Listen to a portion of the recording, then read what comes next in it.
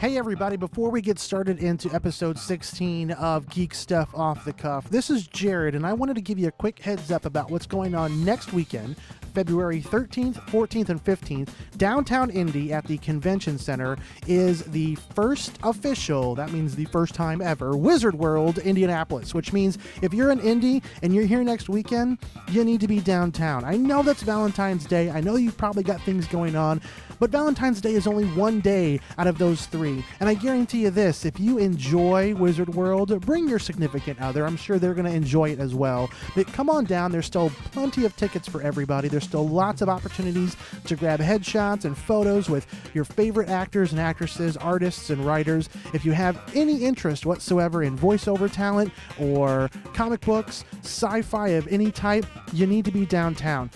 Just a few that I can think of off the top of my head. William Shatner from Star Trek. You've got recently announced Karen Gillan from Doctor Who and Guardians of the Galaxy. Paul Blackthorne from Arrow and 24. Indiana's own Anthony Montgomery from Star Trek. The list is ridiculous. Michael Rooker. I know I'm forgetting some other names. Some of the big ones that I'm really excited about. Jason David Frank from Mighty Morphin Power Rangers, of course, the two best Rangers, the green and the white, and Mr. Carol Spinney, who, if you don't know who Carol Spinney is, I'm sure you know who Big Bird and Oscar the Grouch are. Carol Spinney is the mastermind behind Big Bird and Oscar the Grouch. So come on down. If you're a big comic book fan, Neil Adams is going to be on site. Greg Horn is also going to be on site. Michael Golden. There's a whole list of other great talent that's going to be downtown as well. So once again, February 13th, 14th, and 15th. That's just under 10 days away from as I'm recording this right now. I'm going to be downtown. Tony's going to be down there with me as much as possible. Tony's wife, Emily, might be joining him as well, and I'm going to see if I can sweet talk my wife into joining me. And we're going to be recording. We're going to be talking to some celebrities. We're going to be talking to some amazing artists and writers, and just talking to fans, you guys, and seeing how you guys enjoy it. And publishing, you never know, you might be on the next episode of Geek Stuff Off the Cuff. So come on down. We'll see you there. Thanks.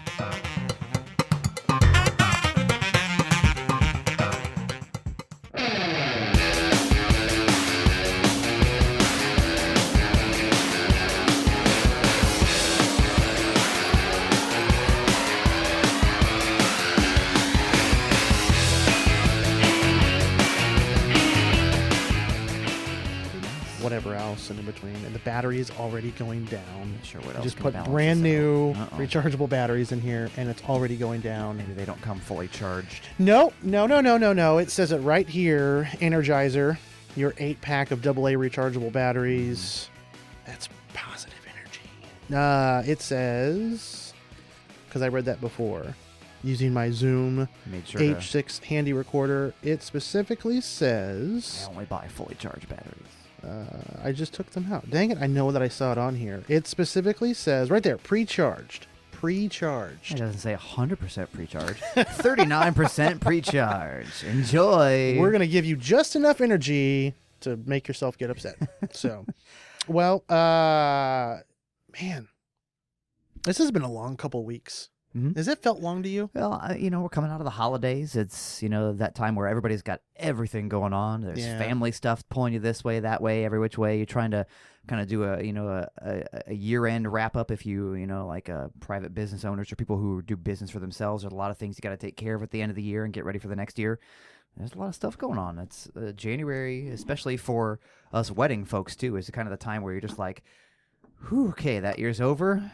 This year is coming at us, whether we wanted to or not. So take a deep breath and try to hit it again. So, yep. I feel weird because I just paused it, and I had to pause it because we switched over to this new headphone micro preamp type of a thing to try to be able to hear ourselves so we can give you guys a better quality product. And every time, and I've done this in the past too, I pause it with the intention of just going right back into the show like nothing ever happened, and I can't. I have to stop, and I have to acknowledge it for some bizarre reason. Yeah, it's very strange. You're very, you're like a weird, honest I'm just person. weird. That's all it is. Okay, that's fair. I'm just weird, and I'm okay with that. I'm okay with saying that. So today, Tony and I just got done chatting with somebody else, and we figured, hey, let's knock out another podcast. Yeah. And we're going to focus on apps. Yeah, dude. Now, here, I'm just going to give everybody a heads up on this right now. The apps that we're talking about are all on Android. Yes. Tony has an is it a G3? It's a G2. G2. Yep. And I have the Samsung Galaxy S5, which is 3 better than Tony's 2. But mine only came out 1 year ago. So 1, 2. It's Oh. like the newer 5. That's true. Yawn. They had to do 5 times to get it right. Gee Yeah. whiz. Well, no, they're still got it wrong in some very major aspects.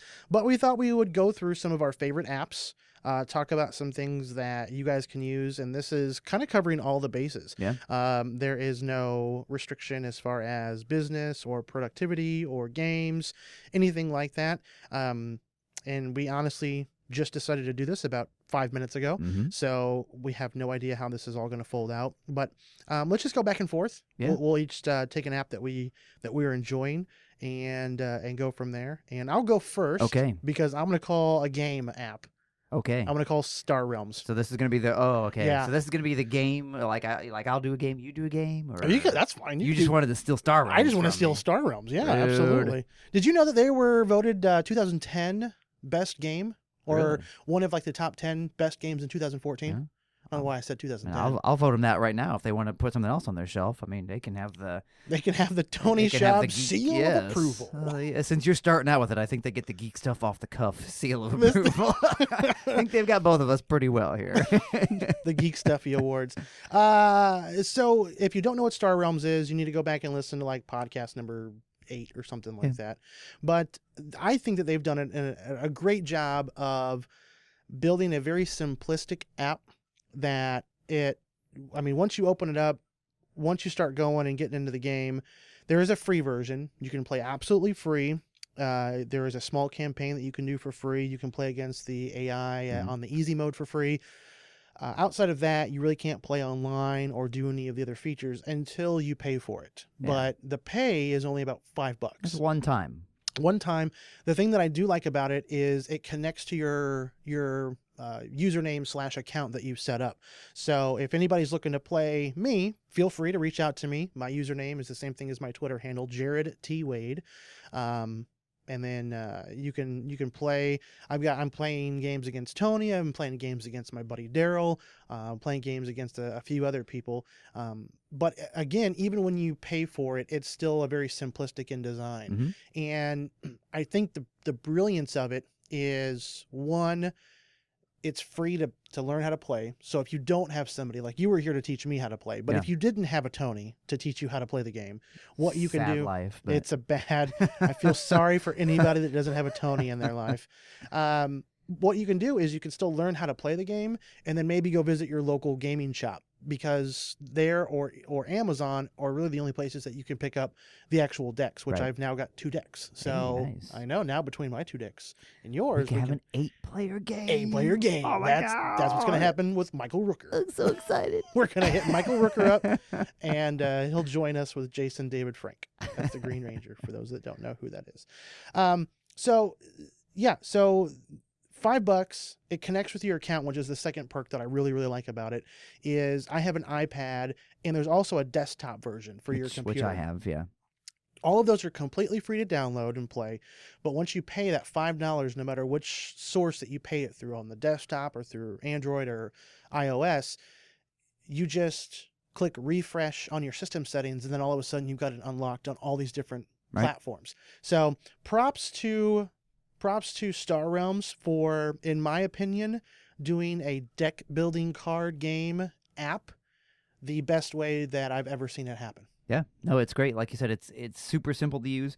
About the biggest complaint that I think most people can come up with, which in the grand scheme of things is a pretty minor complaint, is that sometimes because when you're looking at the screen, you've got the trade row in the middle, your cards, your opponent's cards are hidden on the other side. So sometimes it seems like the cards are small, which granted, if you have a phone with a 4 or 5 inch screen, putting 15 cards on one screen is going to make it a little small. Right. All you got to do is press and hold the card, and it comes up full screen. If you play it on a tablet, that's why I like to play it on the computer, it's plenty well sized. But, I mean, even on your phone, once you play the game through a couple times, you're going to start to learn what the cards are, and you're going to be like, oh, there's a cutter, or that's a blob ship. You know, Right. It's very simple for you to figure out what it is, and you don't really need to see it in as much detail anymore because you know how it works. So the one improvement, and maybe we should do this for all apps, is the one improvement that I would like to see is multiplayer capability. that'd be fun.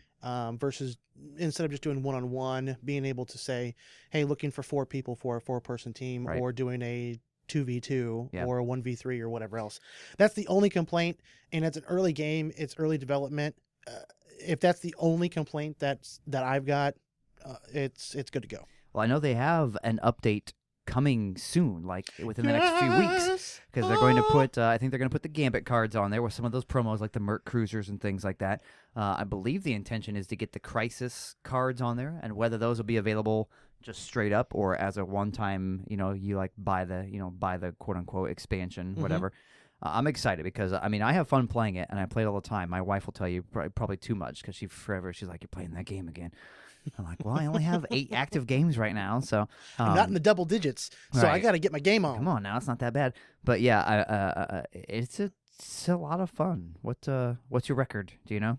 Oh my gosh, I don't know. I'll look right now. As far as win-loss? Yeah. Geez, I don't know.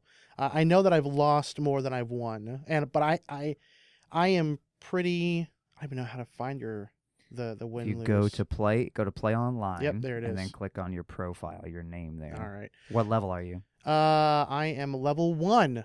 Really? I don't play as often as you. I gotta tell you right now, I don't. What's your win percentage? Let's just figure that out. 60%. Okay, well that's better than. And even that I'm embarrassed about. Like, it should be much higher. I really haven't been able to. I don't think I've ever broken 70% win percentage. I feel bad about this now. I don't like this game anymore. This is a horrible app. I don't recommend anybody playing this game ever, and I'm asking for a refund. Do you have all your icons unlocked? I don't even know what the. Actually, I don't think, because if you click on your little icon by your name, you can go through and you'll get them when you get to like certain levels. I mean, obviously, you can see you have some. Oh. You can go all the way up to level 20. So, and then No. if you beat the medium mode campaign, if you beat the hard mode campaign, the only one that I can't unlock, other than the ones I haven't quite made it to level 20 yet. Obviously, I'm only level 12. But there's there's a Kickstarter logo, which is the Merc Cruiser, and I can't unlock that because I didn't kickstart this. I didn't know about them in time. So I'm like, I'll never be. So when I play people and I see the Merc Cruiser as their little logo, I'm like, jealousy. There's the Kickstarter. Oh yeah, That's all the way at the end there. So maybe if we reach out to them. Because I'll be honest, they have actually really, really good customer service. When I first set up my account, I misspelled my username. Whoops. And I'm a stickler for, you'll notice that all of my usernames for like Instagram and Twitter, I try to make them the same, that Jared T. Wade, so that way it's easier to find me on social media and whatnot. And I spelled it JARDD instead of ED. Jard. Yeah, Jard. Nobody wants to play with a Jard. Yeah. And I wrote him real quick and I was like, hey, I made a mistake. The next day they emailed me back, said, hey, we took care of it. Just log out, log back in, and you're good to go. So, hey, Star Realms guys, why don't you hook us up with the Kickstarter icon, and bump my percentage up to 99%. No. Let's start with we need to get the Crisis packs up in here pronto, because we play Star Realms, the physical copy, all the time. And I've got, I've bought the Gambit set, so I have some of those extras. I've gone online and bought some promo cards that are only available at certain conventions and things like that. So I've got the Mega Hauler and the Fortress Oblivion and the Starbase Omega.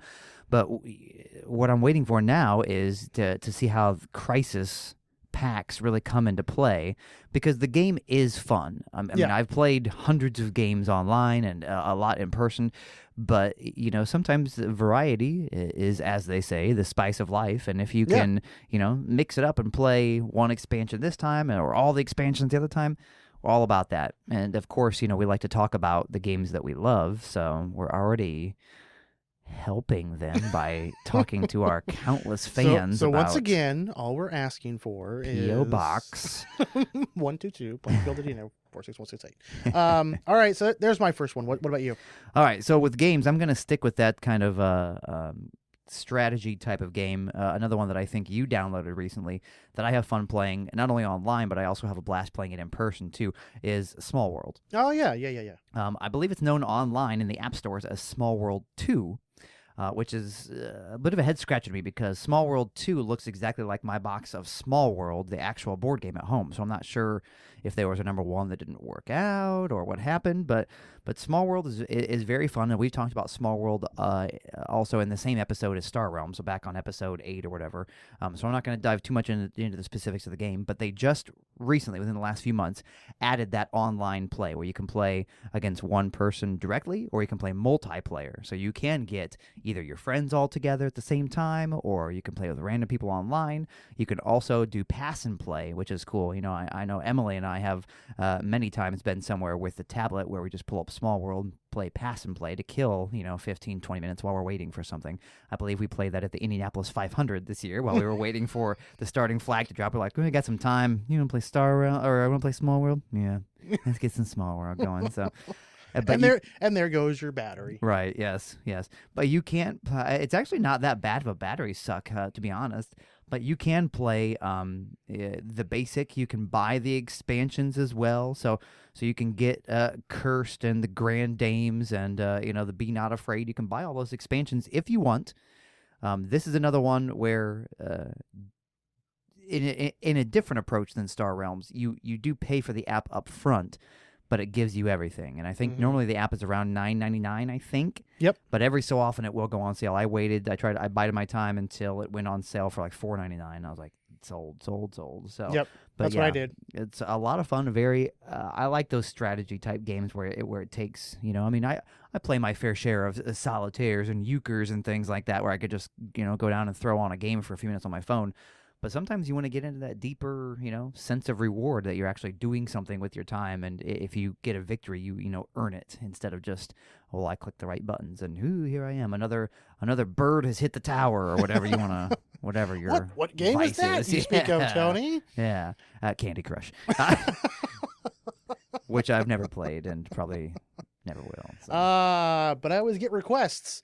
I always get a lot of requests about Candy Crush. Candy Crush and what's that other Farmville? Is that the Farmville? Not so much and anymore, then but Clash of Clans. Yeah, I played that very, very briefly. Okay. Very briefly.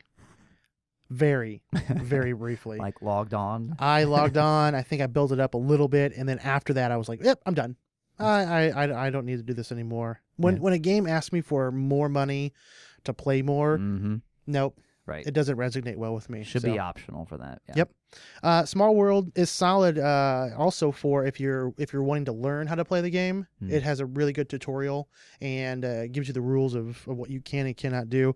Same people that brought you Ticket to Ride. I just purchased Small World and Ticket to Ride. I think they were both on sale for like $3.99. So nice. It's probably still, it's not, by the time you're hearing this, it's not going to be $3.99. But solid game, good graphics.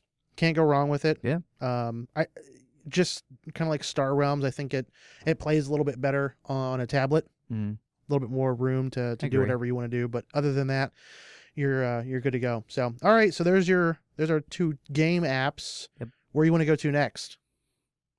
What type of app do you want to hit next? Let's roll into the social realm. Social media. Boom!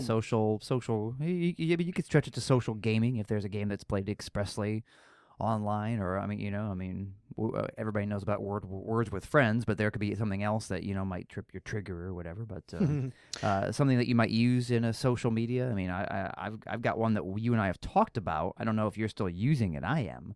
You go for it. But I use for whatever reason on Android. It's probably something similar on iOS, but for whatever reason, it's like you got to fight the good fight, and there's no matter how many options there are, there's no winner.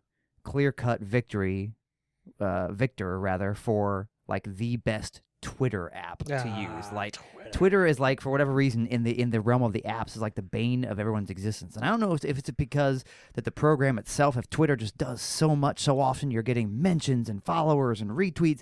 There's just too much for most apps to give you effectively notifications on.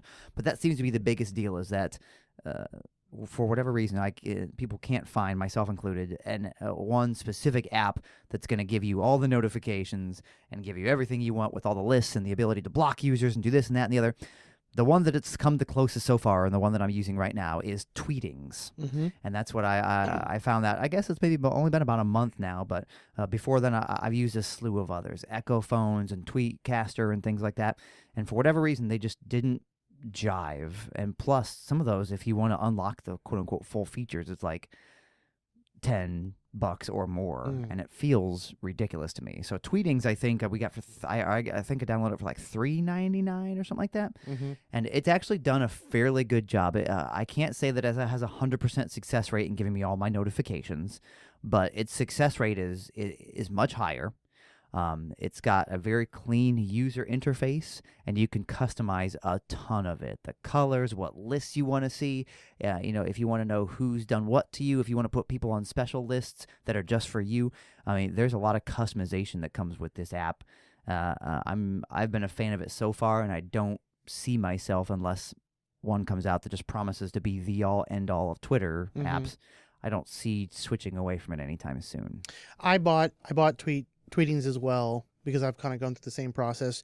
I'm actually a fan of the core Twitter app. The major issue that I've got with Twitter app is it's a pain in the butt to switch from one account to another. Yes. And for those that have multiple Twitter accounts, if you're a business owner or if you make podcasts and you have different Twitter handles for the different shows, you want to just be able to shoot something out to all those different ones rather quickly. And with the Twitter app, that's not possible. You have to, I think when I counted it was like a 4 or 5 step process just to get from one account to the next. Yeah.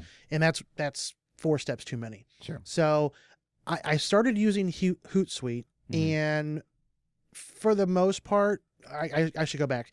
Tweetings also, I've had a lot of issues with notifications that they don't show up until I open up the app, and then all of a sudden my phone freaks out and it's like, hey, you look at all these messages that you've gotten, look at all these mentions that you've got. I'm like, well, that would have been beneficial yesterday when it happened.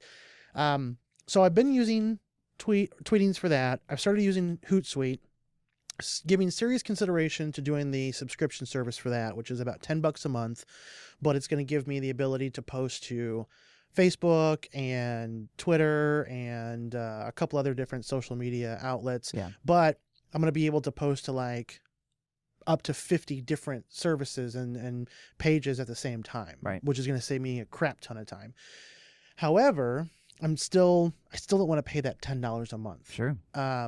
There is a service called TweetDeck that is by far probably, everybody says, hands down, best Twitter client that was ever created outside of the main core Twitter client. TweetDeck online is still available. Yeah. You can still get the extension for Chrome. You can still go to the website and sign in and do anything and everything you want to on there. Yeah. You just can't do anything from your phone. There is no longer a TweetDeck app. Weird. And I wonder why. If TweetDeck came back out as a mobile app and it did the same thing that the desktop version did, I would have no hesitation paying $10 for it. Yeah. No hesitation whatsoever because of all the functionality that it does. And that's what's holding me back right now from going forward with Hootsuite is, well, if I really want to schedule a whole bunch of tweets for all these different areas, maybe I should just use TweetDeck for the time being. But my social app is not really all that social. I mean, we talked about Hootsuite a little bit. But I'm going to have to go with, and I don't know if it's a social app, but I'm going to call it a social app. Reddit is fun. Yeah. I'm a fan of Reddit. Yeah, I'll go with that. I like Reddit a lot. There's some great podcasts, subreddits that are in there, and the app Reddit is fun. I feel just does a really, really good job of a nice clean layout. You can pay to have the ads removed if you want to, but just keeping track of really what I'm interested in is all that I really care about. Sure. Check out the funny subreddits, check out DC Comics and Marvel subreddits, checking out podcasts, Pod Review subreddit's great. It's a subreddit that's dedicated to just reviewing Reddits, or I'm sorry, just reviewing podcasts. Cool. There's a technology one. I mean, anything that you can think of, there's a subreddit for. It's a social media in the sense of just a community forum type of a thing. So Reddit is fun, solid interface, not too much of a resource hog, no major issues in that way, form or fashion. So yeah, that's my 2 cents for that one. Right on. I think we would be unjust if we didn't give our recommendation for a podcast app.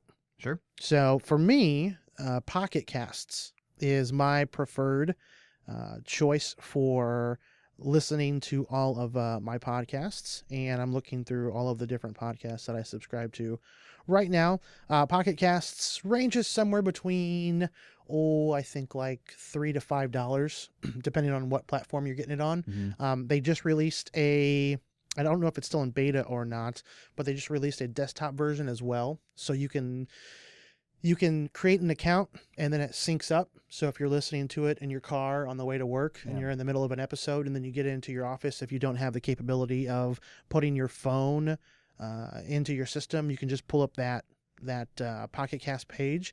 And I don't know the URL off the top of my head. I want to say it is play.pocketcast.com. I'm probably wrong. So do a Google search for Pocket Cast desktop and it should pull you right up and give you the information that you need. But Pocket Cast for me does everything that I want it to do, which is a clean interface. Android is kind of going for that super, super clean look and feel. So all my notifications in regards to, how many podcasts are new that I haven't downloaded yet, which ones are new, I can set it up to download automatically. Has a great interface for looking for new shows, discovering new shows.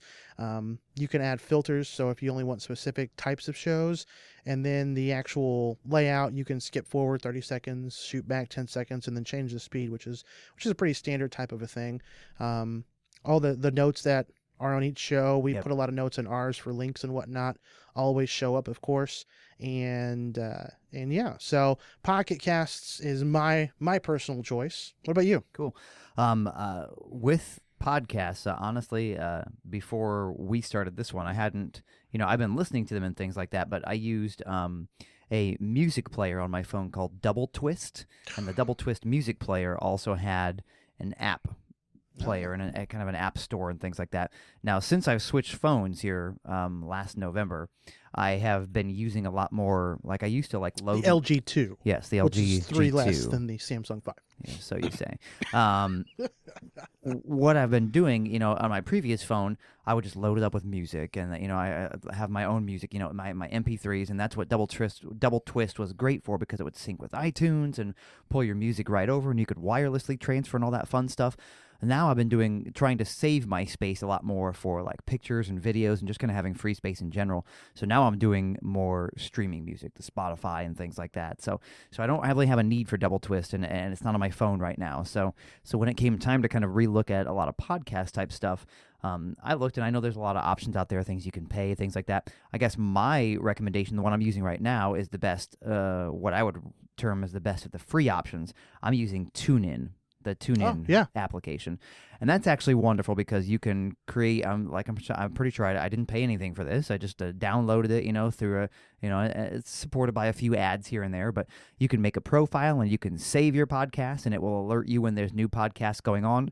You can also tell it some of your preferences. Like I told it, I'm a sports fan, so sometimes it will tell me, "Hey, the college national championship is on tonight. You can listen to it live on NBC Radio. Just click on this." So it will give you a little notification based on what you might like and things like that. So I'm a fan of it for a free app. I mean, it seems completely fine for me, other than, a little banner ad down at the bottom that I really am not intruded upon by much else on this here. So, I wish I could go a little more in depth on that, but I mean, it's got a lot of podcasts. I believe it also has a lot of online streaming radio stations there as well. So, if you're looking for a cheap i.e. free and an easy app to use.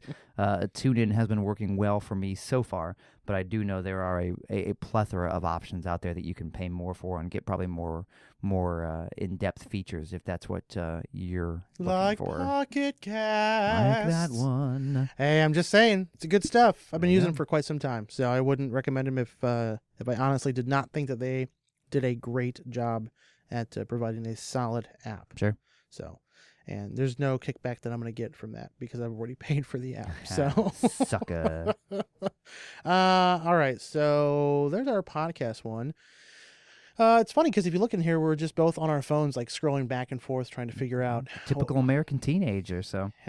Yeah, absolutely. Well, it's kind of funny because, I mean, a lot of these apps, and I try to keep my phone very clean of clutter apps, like apps that I download once and I don't use, like, oh, this game looks cool. Oh, no, it's dumb. Like, I try to delete it right away. If I'm not going to use this app, I try not to keep it on my phone. So a lot of the apps on my phone, I'm using fairly routinely. And I would probably be remiss if I didn't mention the one app that I use literally every time I turn my phone on, but it's nothing that I have to activate. I have a launcher app on my phone that essentially takes over the duties from the stock launcher. So, I use a launcher called Nova. It's called the Nova launcher. And that launcher, essentially, when you turn that sounds weak. But the name like Nova, you got to give it some oomph. Nova launcher. Well, that's just over the top. That's Nova launcher. Yep, there we go. All Perfect. Right. Yeah. I nailed it. All right. Nova launcher. So Nova. I'm gonna get sued. You guys cannot do that. You cannot. You cannot sing our app's name without written consent. Suck it. Try to stop me. Nova launcher. Yeah, Nova does what I want my phone to do, and it's actually really cool in terms of the customization that you can give it, because like even as something as basic from swiping from screen to screen, you can have it swipe a certain way. You can do like a starburst swipe or like a bookshelf swipe or like a, you can tell it how to show your apps. Like if you download a new app, do you want it to show up on your main screen? Do you want it to show up on a side screen? Do you not want it to show up at all? Do you want, when you have your apps, do you want them to be able to share screen space with a widget, to overlap on top of a widget?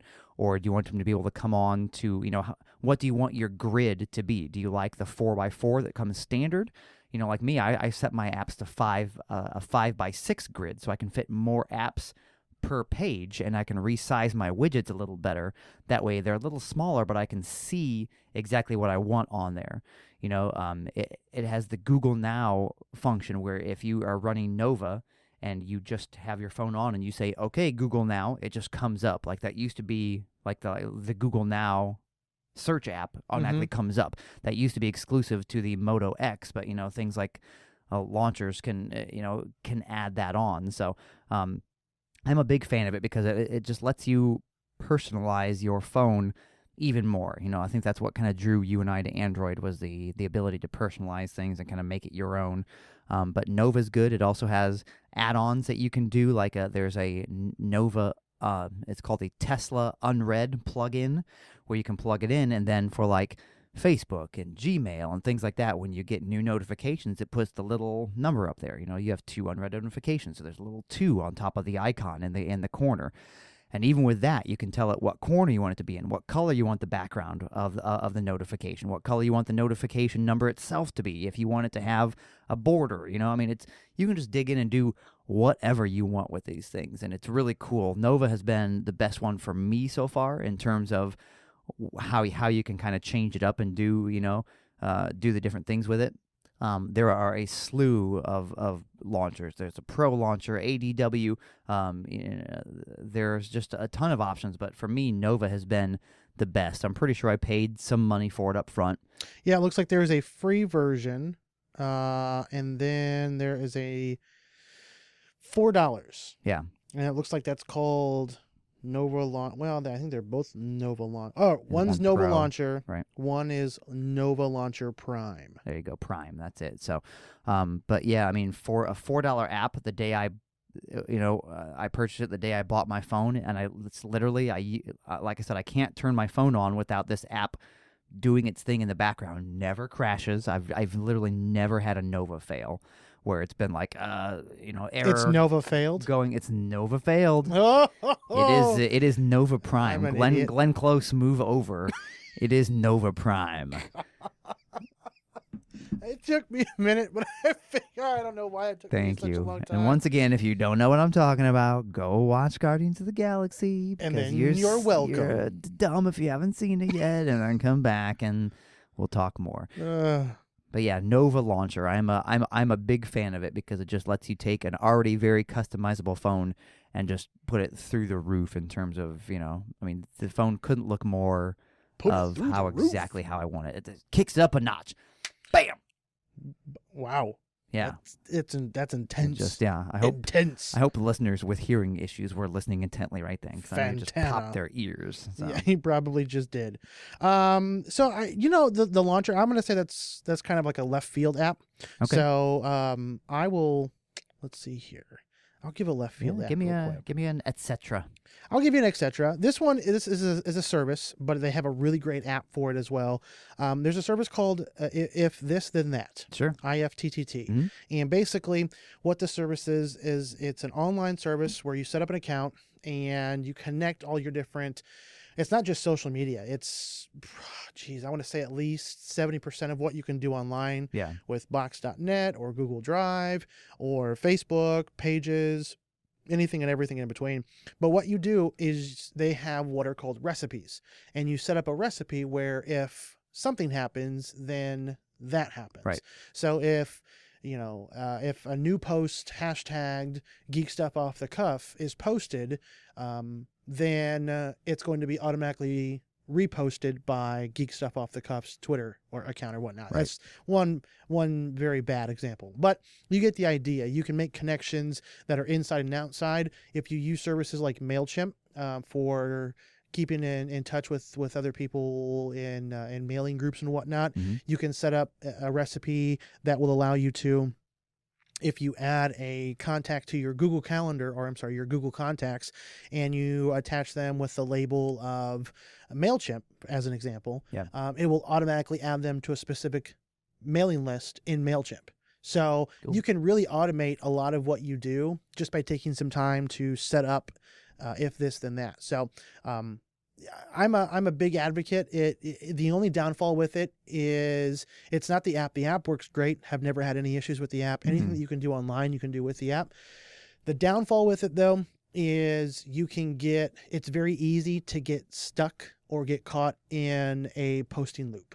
Where if you have it set up to, hey, if A happens, then I want B to happen after that. Right. And then you set up another one where technically the B in your previous recipe would activate a C. And then on a third post or a third recipe, C would theoretically do something to A. Right. All of a sudden, it's just going to keep posting over and over and over again, and feeds will get filled up. And so you have to take some time to really make sure you know what's going on, maybe having a definite starting point. Hey, if there's other people out there that are trying to post to multiple different sites, but they all want to do it at the same time, then saying, okay, well, I'm only going to post to my Google fan page. Sure. And when or Google fan page, my Facebook fan page. Right, yeah. And when I post to the Facebook fan page, then all this other stuff is going to happen. But that's where it stops at, almost like a flower, right, rather than a caterpillar. We want it to just go from one point out to these other spots and then stop there. We don't want it to make another connection, or that's where you're going to start having the loop factor coming in. So gotcha. But what about everybody out there in the wide world of the podcast listeners and everything in between?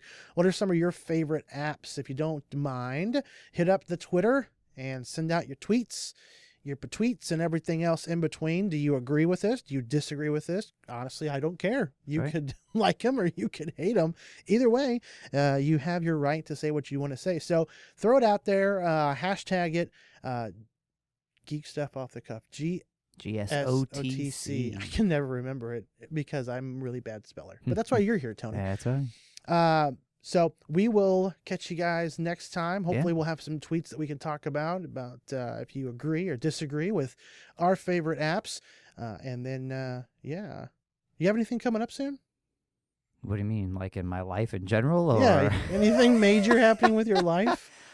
I don't know when this is going to go out, so I don't know. We're working on putting the finishing touches right now on Volume 3 of the Gore Score book series. Oh my goodness, so that'll really? be coming out hopefully within the next month or two. So what's that one called? The Gore Score Volume 3. Oh, I thought it was going to have like another cool name, like no, although the Glorious Scorious. Although there will be a Gore Score special coming out, a book written specifically about 25 of the best zombie movies of all time. I won't go inclusive enough to say they are the 25 best, because that might be constantly changing and it's an opinion thing. But 25 of the best zombie movies of all time. I've taken the time to do an in-depth multiple watchings of them, so I've kind of given like a play-by-play as you're watching. Look out for this, look out for that, some trivia and some backstory for each book, or for each movie rather. And that book should be coming out hopefully in the springtime as well, a Gore Score special. I haven't quite decided what we're going to call it yet, but soon. The Gorious Scorious. Not the Gorious Scorious. I think that's super creepy. No, because then I'm going to have to pay you royalties and stuff, so... Even more of a reason you should call it the Gorious Scorious right now. All right, everybody, enjoy your day. Thanks, Tony. #Pachoo.